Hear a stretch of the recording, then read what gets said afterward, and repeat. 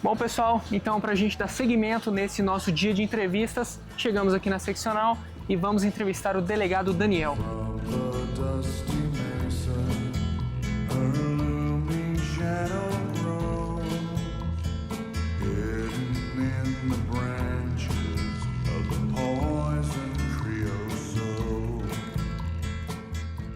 O que hoje motiva o senhor a acordar cada dia e tentar combater esse crime? Bom dia, obrigado pela presença de vocês aqui na Polícia Civil, essa instituição que é centenária e a Polícia Civil de grande importância no contexto da comunidade brasileira, porque nós trabalhamos com o cidadão, com a responsabilidade social e com a persecução criminal. Vocês devem estar na faculdade, vão ter essa matéria se não tiveram ainda. O que me move, e move todos os colegas, é a responsabilidade do trabalho, é a responsabilidade social. Nós fazemos parte de um contexto também. Tem minha família, eu participo de um contexto, eu vejo a criminalidade é mutante. Na pandemia, por exemplo, nós ouvimos falar com mais frequência em crimes cibernéticos. E diminuiu alguns crimes presenciais e começaram os crimes cibernéticos. Nós tivemos que aprender, e aprendemos sempre, nos adaptamos sempre a elucidar esse tipo de crime para diminuir a sensação de insegurança da população. Então, o que me move é ter amigos, famílias e participar de uma comunidade. E o dever, neste momento, com 35 anos na função de delegado de polícia, de deixar pelo menos a minha atividade um pouco melhor do que era no passado. Agora eu queria que o senhor se apresentasse um pouco pessoal, falasse sobre sua carreira, onde você começou, a faculdade, sua jornada de estudo até o senhor se tornar esse delegado. Que eu sou de Restinga, uma pequena e pacata cidade aqui a 10 quilômetros de Franca. Eu comecei muito cedo, e eu comecei com 7 anos de idade, sendo guardinha mirim. Não sei se vocês conhecem essa atividade. Aqueles que ficam na rua ou não? Mas antigamente era fardadinha, tinha uma farda, depois eu mostro foto para vocês. Fui guarda-mirim, tive minha capacitação, olha que importante, né? Hoje se fala em capacitação e do trabalho infantil. O trabalho infantil não me prejudicou em nada, ele só me deu capacitação e condições de um menino pobre, paupérrimo, de cidade muito pequena, de se enquadrar na comunidade. De lá, aos 14 anos, eu fui reconhecido por... eu era bom datilógrafo, me tornei dos 7 aos 14, eu aprendi a datilografar, vocês nem sabem o que é isso, hoje tem digitação, né? E eu fui um dos melhores datilógrafos da nossa região. E chamou a atenção num cartório. E esse cartório, o finado José Alcântara de Vilhena, saudoso Dr. Juca Vilhena, me chamou para o segundo cartório. E o segundo cartório, além do tabelião, ele tinha no judiciário um ofício de justiça. E lá eu trabalhei no cartório particular até os 18 anos. Ao fazer 18 anos, o cartório me passou para o Estado, foi encampado pelo Estado. Eu me tornei escrevente do fórum. Aos 24 anos, fazendo Direito na Faculdade de Direito de Franca, o nosso famoso Brejão, que eu tenho o maior respeito, e todo aprendizado que eu tive ali é fantástico, eu tenho o maior orgulho do Brejão, da Faculdade de Direito de Franca. Ali eu me formei em Direito, em 90. Em 91, o primeiro concurso, já passei para delegado de polícia, e fui para São Paulo. Fiquei 2 anos em São Paulo, posteriormente vim para a região, sub-região, Cristais, Restinga, as demais cidades, e vim para Franca, onde estou delegado até hoje, com 35 anos, que vou fazer agora em julho, de carreira. Nesse intervalo, nesse período, só para fomentar, eu fui jornalista também. Trabalhei, fui radialista. Eu fazia narração de basquete, que é o tradicional aqui em Franca, né? Do nosso querido basquete. Curto basquete até hoje, por influência do nosso cartorário, o Dr. Juca, José Alcântara de Vilhena, que era o nosso cartorário, que era o padrinho do basquete também, na época do Pedroca, Hélio Rubens, o pai, né? E isso me proporcionou eu querer fazer mudanças na comunidade que eu moro, que eu fico, Restinga, Franca. Fui vereador em Restinga, o mais votado de todos os tempos, e deixei um grande legado como vereador. Não é fácil ser legislativo nesse país e levar a sério. Eu fui uma vez só, não saí à reeleição. E fui vereador aqui em Franca até 2016. Um mandato só e não quis sair à reeleição também. Então, olha só, um guardinha-mirim na cidade de Restinga, paupérrimo, uma oportunidade que teve, chegou a delegado de polícia aqui hoje.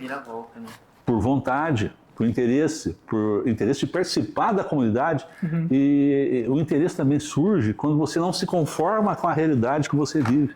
Porque quando você tem conhecimento, você sabe distinguir o bem do mal. E o que é bom para a comunidade e o que não é bom para a comunidade. O que é bom para você e o bem comum do bem individual. E o interessante é o bem comum sobressair sobre tudo, né? No direito é assim. Com certeza.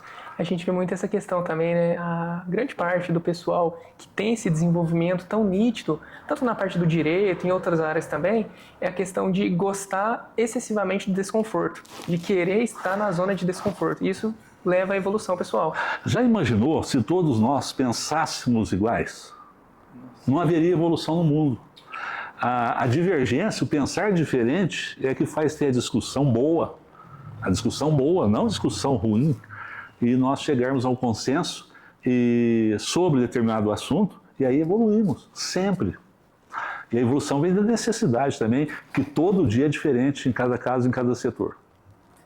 Agora, falando um pouco do crime organizado, essas coisas, eu queria entender de você. Já sofreu alguma ameaça, alguma complicação? E como que você lida com isso e com a sua família, né? Claro, porque deve ser uma pressão e tanto. Ameaça a gente sofre, desde que se você se torna policial. O policial é estigmatizado na sociedade ainda, infelizmente. Ninguém sabe o valor social que nós temos, só vê os nossos erros, não vê os acertos, né?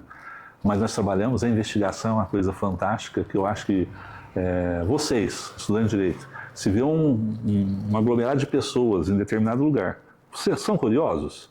Querem saber o que está acontecendo ali? Todo mundo. Eu sou o profissional que tenho que saber o que está acontecendo para ver se há algum crime. E eu vou perseguir, vou procurar elucidar aquele crime. Eu vou procurar dirimir aquele problema que está acontecendo na sociedade. É fácil? Não, não é fácil. Você trabalha com interesses outros, ainda mais hoje na informatização que nós temos. Tudo antigamente demorava a notícia chegar. Hoje ela chega galopando de imediato.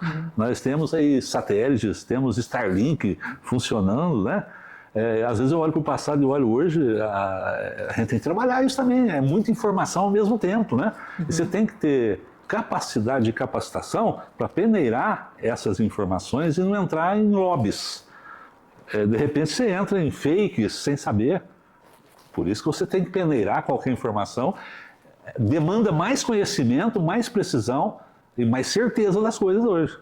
Então, toda informação que chega, você tem que checar se é real, se não é real, se tem interesse por trás ou não tem interesse por trás. E esse é o Brasil. E o Brasil, não só o Brasil, nós estamos vivendo uma guerra no Oriente Médio hoje. Eu vejo informações e contra-informações a todo momento. Você não sabe o que é real, quem está falando a verdade ou está jogando informação na mídia. E com isso a nossa economia, olha só, o combustível já aumenta, daqui a pouco o alimento. Então, tudo tem a ver na comunidade. Então você não pode menosprezar nenhuma informação. E hoje em dia, ainda mais que a gente tem tanto acesso à informação e com a tecnologia avançando cada vez mais, onde isso entra na investigação? Essa tecnologia, ela ajuda ou atrapalha? Os dois. Os dois. Ela faz com que nós tenhamos... O delegado de polícia, vocês que estão fazendo direito, é uma das funções... Eu sou delegado há 35 anos, estou delegado há 35 anos. Ela é primordial para a democracia e para a elucidação dos fatos que acontecem e conflitam na sociedade. Então a responsabilidade em apurar é muito grande. E você tendo um fluxo de informação que te atrapalha às vezes, porque tem muito fake news hoje. Então é aquele negócio que eu volto da peneira, você tem que saber peneirar. E você é ser humano, eu estou com 60 anos. E estou me adaptando a cada dia para elucidar alguma coisa ou marcar diretrizes. Entendeu? Agora há pouco eu recebi um telefonema da Federação da Agricultura de São Paulo, que querem fazer uma palestra aqui em Franca. Eu conversando com o nosso seccional, ele pensou um colega que fala exclusivamente sobre segurança no campo. Só que a segurança no campo hoje é segurança cibernética, inclusive. Você não trabalha mais só com o trator. O trator tem um chip lá que dá onde ele está, o que ele está produzindo ou não, o status. Então, hoje nós somos monitorados, né? Nós humanos somos monitorados, imagina as máquinas, né? E temos que adaptar. Então, a tecnologia ajuda? Muito, muito, mas atrapalha também em determinados pontos.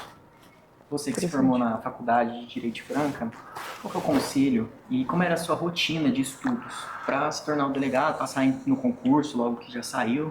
Como é que foi? Como eu disse, eu trabalhei no judiciário. Enquanto fazia direito, eu fazia o judiciário. Então, para mim, tudo era estudo, né? Eu já estava dentro do judiciário, trabalhando com processos, né? Então, eu deixava a audiência às 5h30, 6 da tarde, 7 horas, 7 e pouco, eu estava na faculdade, aprendendo. O tempo que eu tinha era para estudar as matérias. Uma coisa que aguça, principalmente hoje, tem muitas doutrinas, é diferente da época é a curiosidade. É não se contentar com aquilo que te apresentam. Você tem que contestar e discutir. Eu tive um professor lá, o saudoso, já falecido, constitucionalista, foi juiz de direito, Carlos Alberto Bastos de Matos. Ele falava na prova dele, quem fizer minha prova igual o Celso Bastos, os doutrinadores, vai ter 0. Eu não quero saber a doutrina deles, eu quero saber você, como jurista, qual a sua doutrina. Você vai ser o próximo. Você vai ser o próximo, é pegar a luz da Constituição, a luz da legislação esparsa, do que está no momento acontecendo, se focar nos tribunais, na jurisprudência, muito embora que hoje tem jurisprudência a favor e contra ao mesmo tempo, você não sabe, virou uma salada esse negócio, né? Mas você tem que ter a percepção e a inteligência de interpretar. A sede pelo conhecimento é que te faz ter sucesso. E outra, o mais importante que eu acho que a nossa instituição tem, não falando que as outras não têm, mas eu vejo muito latente aqui na Polícia Civil, a responsabilidade social.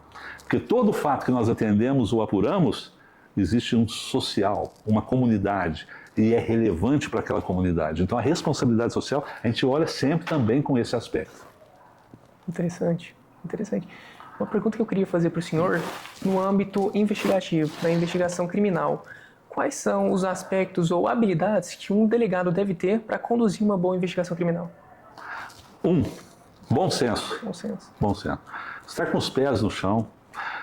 Toda vertente que se indica na investigação, vou colocar minha mão aqui, às vezes essa vertente, você fala, eu vou atrás desse caminho que ele vai elucidar meu crime. Mas não despreza as outras paralelas, não. Eu já fiz investigação que a principal linha de investigação era essa.